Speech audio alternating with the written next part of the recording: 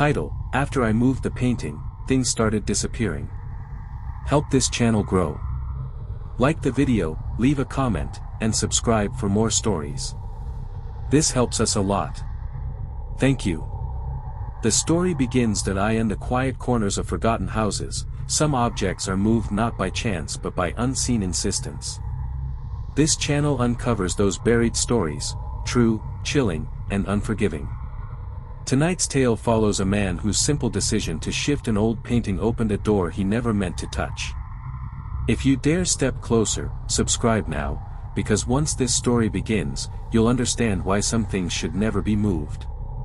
The house had always felt slightly wrong to anyone who visited, though no one could ever say why.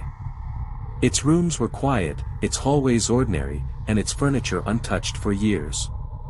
Yet there was an undercurrent, a faint pressure that seemed to whisper beneath the plaster. When Daniel inherited the place from a distant relative, he dismissed the discomfort as superstition and focused on cleaning the dust. He began with the upstairs hallway, where most of the framed pictures hung. They were old, colorless, and damp with age, but one stood out. It was larger, heavier, and coated in a layer of grime that obscured the image beneath. Daniel assumed it was just another portrait of some forgotten ancestor, yet something about its shape seemed subtly out of place, as if the frame resisted being touched. When he wiped the grime away, he expected to reveal a stiff portrait, but instead he found a bleak landscape of a forest at dusk. The trees appeared twisted, their branches resembling grasping limbs. In the corner stood a narrow path that vanished into darkness. The longer he studied it, the more he felt the painted shadows tremble, hinting that something unseen lurked just beyond the frame. Daniel reached up to straighten the painting, noticing it hung slightly crooked. The moment he lifted it, a chill spread through his fingertips, unlike any ordinary cold. It felt deliberate, almost clutching. He ignored the sensation, shifted the frame, and stepped back. For a moment everything was still, yet he sensed a faint stirring behind him, as though the house exhaled in response. That night, Daniel unpacked boxes in the living room, trying to ignore the faint unease that clung to him after touching the painting. The house felt heavier than before, as if its walls had thickened. When he reached for a lamp he had placed on the table earlier, it was gone. He searched the floor, then the surrounding boxes, but nothing was missing except the lamp itself, as though it had evaporated. Daniel blamed exhaustion and kept working, but unease gnawed at him. By morning more items had vanished: a mug he used the night before, a set of keys, a folded blanket from the couch. Each disappearance felt targeted, as though something was quietly pruning his belongings. When he checked the hallway again, the painting seemed slightly altered, the shadows deeper, the twisting trees leaning in a way he didn't remember. He tried taking a photograph of the painting, hoping to compare details, but the image on his phone appeared warped, smeared as though the camera lens had fogged. Only the path in the lower corner appeared clear, stretching farther than he recalled, pulling the eye into its darkness. Daniel felt a slow dread, sensing that whatever had begun with his touch was expanding, feeding on something he could neither see nor stop. Later that afternoon he heard scratching behind the hallway wall. At first it sounded like rodents, but the scrape held rhythm, a deliberate pattern. When he pressed his ear to the plaster, the noise stopped, replaced by a faint shifting sigh that seemed to originate from the painting itself. He stepped back, heart thudding, suddenly aware that the disappearing objects were only the visible symptoms of something far older awakening. He decided to move the painting back to its original angle, hoping to reverse whatever had started. As he lifted it, the frame felt warmer than before, almost pulsing. He realigned it and stepped away, but the hallway lights flickered, and a low vibration ran through the floorboards. That night, an entire drawer of utensils vanished, leaving only faint impressions in the dust where metal once rested. Sleep became difficult. The house seemed to hum softly after midnight, the noise barely audible yet impossible to ignore. Daniel lay awake listening as items shifted, rustled, then fell silent. In the morning he found new absences, books missing from shelves, shoes gone from beside the bed, even a photograph from his wallet. The painting's forest appeared denser now, as though the trees had swallowed something whole. He tried covering the painting with a sheet, but by the next morning the cloth was gone. He tried moving it to the attic, but once he reached the top step the frame grew unbearably heavy, as though anchored. Realizing he could not relocate it, he left it where it hung, though the hallway felt narrower each day, the air thick with a quiet anticipation he dared not acknowledge aloud. By the end of the week, Daniel noticed that the disappearing items followed a pattern. Everything taken was something he used often or touched recently, as though the entity linked to the painting followed his habits. When his wristwatch vanished while strapped to his arm during sleep, panic sharpened into certainty. Something within the painted forest was reaching through the frame, claiming pieces of his life as offerings. He spent hours studying the landscape, convinced the answers hid within its brushstrokes. The path in the painting seemed longer still, stretching into an impossible depth. A faint glow now shimmered along the distant tree line, like a lantern guiding something forward. Daniel felt watched, not by eyes in the room, but by something inside the frame, pressing against the painted dusk, eager to step beyond its boundary. On the 8th night, Daniel awoke to the sound of shifting wood. The wardrobe door stood open though he never used it. Inside, the space was empty. Every shirt, coat, and pair of jeans he owned had vanished. The hollow wardrobe seemed to breathe. Panic overtook reason. He stumbled into the hallway, only to find the painting glowing faintly, the forest within it stirring as though wind whispered through its branches. He realized the disappearances were escalating. No longer limited to objects he touched, the entity now claimed anything connected to him. Drawers emptied in seconds. Entire shelves became bare. Even the lines in his reflection seemed to waver, as though the painting reached for the edges of his identity. He could sense it feeding, drawing strength with every item taken, preparing for something far more catastrophic than simple theft. Desperate, Daniel searched the house for anything that could explain the painting's origin. In the basement he found a box of old letters wrapped in brittle twine. Most were unreadable from moisture, but one remained intact. It described the previous owner's fear of a forest that listens and a path that lengthens when disturbed. The letter ended abruptly, stained with a dark blotch that looked unsettlingly like a smeared handprint. When he returned upstairs, the hallway felt narrower than before. The painting pulsed softly, its edges warping like ripples in water. The forest inside appeared closer, the path stretching toward the frame's edge. Daniel stepped back, feeling the house tilt around him. A sudden gust of cold air swept past, carrying the scent of damp soil. He realized the painting was no longer just depicting a forest, it was opening into one. That night, Daniel barricaded himself in the living room, but the house shifted subtly, groaning as though adjusting to new weight. Objects vanished even as he held them, slipping from existence like extinguished thoughts. The air turned thick, vibrating with anticipation. He sensed the entity drawing closer, preparing to claim something far greater than belongings. The next disappearance, he feared, would not be an object but himself. He stared toward the hallway, heart hammering, knowing he could not face what waited within the painted shadows. Yet he also knew the entity would not stop. Each disappearance had been a step toward this moment, a gradual hollowing of his world. As the lights flickered and the floor shuddered, Daniel felt the air twist. The next chapter of his nightmare had already begun. Whether he stepped forward or not, the house felt quieter than ever the following morning, but the silence carried a weight that pressed against Daniel's skin. It was the kind of silence that formed after something enormous had drawn a breath and held it, waiting for the moment to exhale ruin. As he moved through the living room, he noticed that the air looked faintly distorted, as if the light itself was bending loosely around him, shrinking the space. He approached the hallway with caution, though caution felt pointless now. The painting no longer hung still but seemed to pulse with a muted rhythm, expanding and contracting in slow intervals like the steady, patient breathing of a creature. The forest inside appeared brighter, its distant tree line clearer than before, though no daylight touched the hallway. The path running into the painted world now ended near the lower frame, as though it had nearly reached out. Daniel felt certain that the painting wanted him. Every vanished object, every shift in the hallway, every vibration in the walls had been a gradual tightening of unseen hands. The house had become a funnel, drawing him toward the single place he least wanted to look.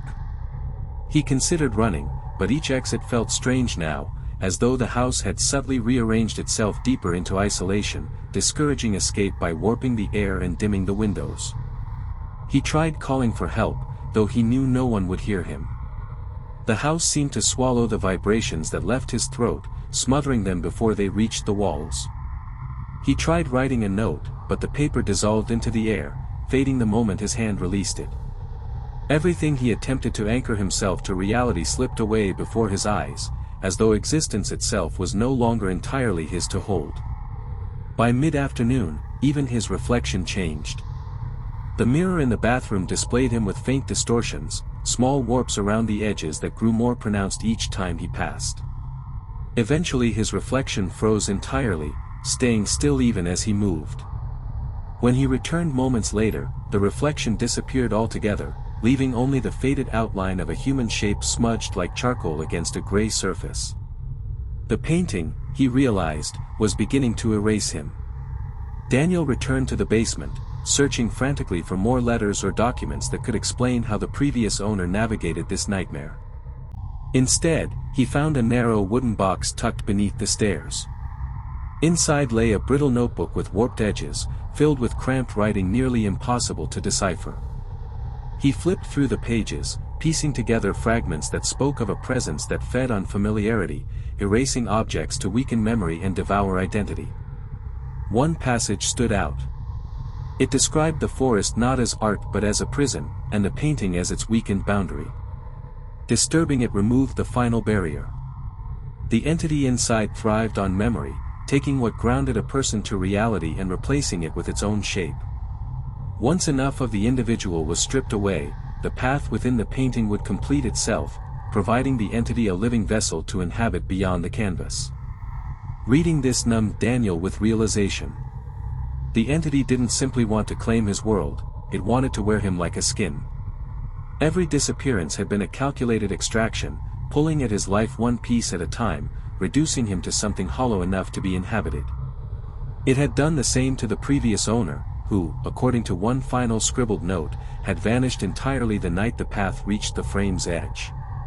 Closing the notebook, Daniel felt his breath tighten.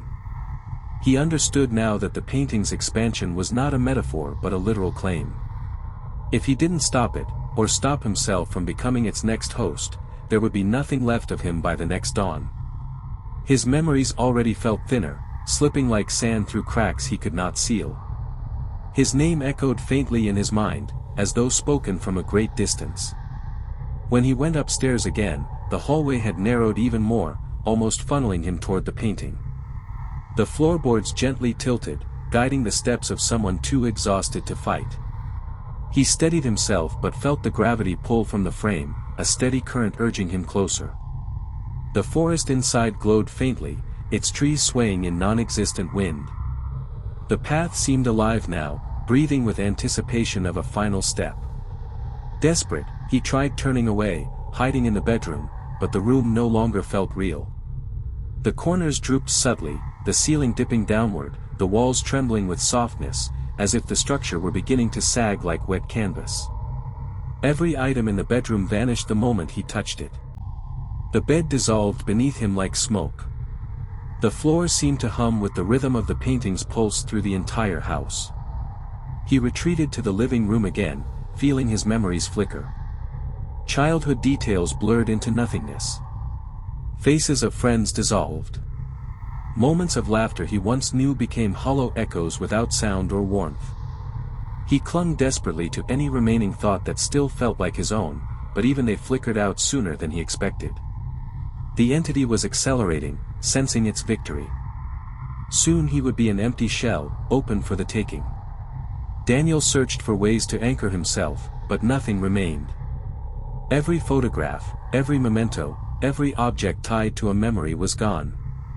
His phone had vanished earlier in the morning, leaving only a faint indentation in the dust.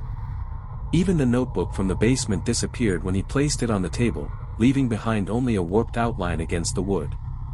The painting was consuming anything that resisted its influence. Near dusk, the house shifted again. Its walls seemed to tilt inward, drawing Daniel closer to the hallway. He felt pulled toward the painting not by force but by an emptiness within himself, a hollowing he could no longer resist. The forest inside the frame appeared vast now, its colors richer, its shadows animated. A faint trail of mist curled outward from the bottom, slipping through the boundary between painted world and real one.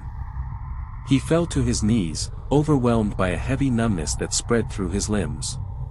It wasn't exhaustion, it was erasure. His own physical presence felt lighter, fading like a memory. He looked at his hands and saw faint translucence, as though the world behind them faintly showed through. The painting had begun claiming his physical form. There would be no return if he did nothing. His existence was already 1 foot inside the forest.